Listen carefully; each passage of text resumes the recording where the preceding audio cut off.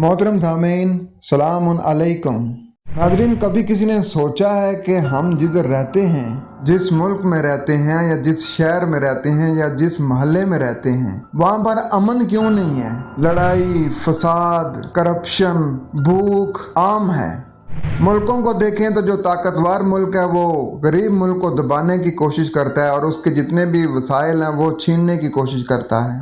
और सरमायादार को देखें तो वो अपना पैसा मार्केट में फेंक के जो चीज़ मार्केट में होती है उसको वो सारी को ख़रीद लेता है और ज़ख़ीरा अंदोज़ी करता है, और जब वो चीज़ शॉर्ट हो जाती है मार्केट में तो महंगी करके मार्केट में बेच देता है और उससे फ़ायदा हासिल करता है। इसी तरीके से मजहबी पेशवा, चाहे वो किसी भी मज़हब का हो, चाहे वो यहूदी हो, चाहे वो ईसाई हो, चाहे वो हिंदू हो, चाहे वो सो कार्ड मुस्लिम का को मजहबी पेशवा मौलवी या को पंडित हो, ये लोगों को मेंटली टॉर्चर करके लोगों की जेबों में से पैसे निकालते हैं। दरबारों में, चर्चों में, मंदिरों में इन लोगों ने गले रखे होते हैं। वो लोगों को ऐसी ऐसी बातें बताते हैं कि लोग ना चाहते हुए भी अपनी जेब से हाथ डाल के वो पैसे निकालते हैं और उस गले में डालते हैं। एक रेहड़ी लगाने वाला नाप तोल में कमी करता है, पैसे पूरे लेता है, फ्रूट दागी देता है। इसी तरीके से जब आप मिस्त्री घर में लगाते हैं तो मिस्त्री 2 दिन का काम वो 5 दिन में मुकम्मल करता है, वो उसमें काम चोरी करता है। गर्ज ये कि हर तगड़ा बंदा माड़े बंदे को दबाने की कोशिश करता है और जो माड़ा बंदा है वो अपने से माड़े बंदे को दबाने की कोशिश करता है।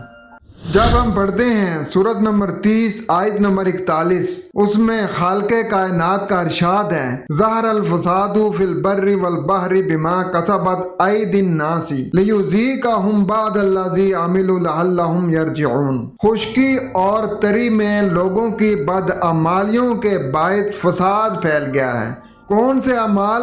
जो गैर कुरानी हैं। इंसान वो वाले अमाल कर रहे हैं जो कुरान में नहीं है। वो अपने नफ्स की मान के वो वाले अमाल कर रहे हैं जो उनका नफ्स बताता है या उनका मजहबी पेशवा बताता है या माशरा बताता है, वो वाले अमाल कर रहे हैं। तो अल्लाह फरमा रहा है खुश्की और तरी में लोगों की बदअमालियों के बायस फसाद बर्पा हो गया है, इसलिए कि इन्हें उनके बाज करतूतों का फल अल्लाह ताला चखा दे। बहुत मुमकिन है कि वो बाज आ जाएं, यानी अल्लाह ताला इन्हें क़यामत के बड़े दिन के अजाब के अलावा दुनिया में भी छोटे छोटे अजाब देता है कि शायद वो हमारी तरफ लौट आए। तो इस माशरे को सुधारने का हल क्या है?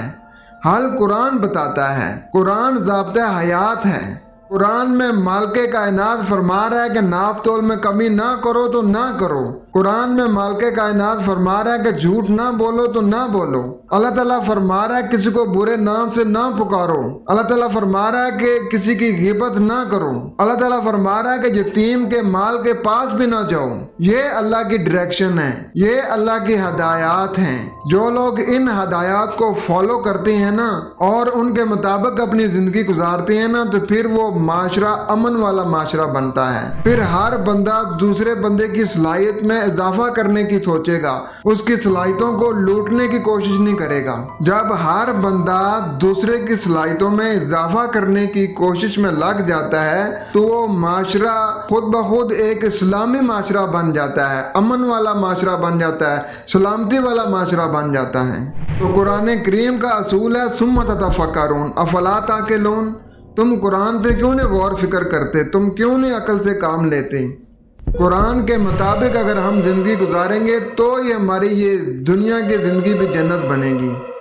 अल्लाह में अमल करने की तौफीक ता फरमाए। अपना ख्याल रखें, कोशिश करें कि आपकी ज़ात से किसी को कोई तकलीफ ना हो। आपकी आंखों से, आपके हाथों से, आपकी बातों से लोग महफूज रहें। वस्सलाम।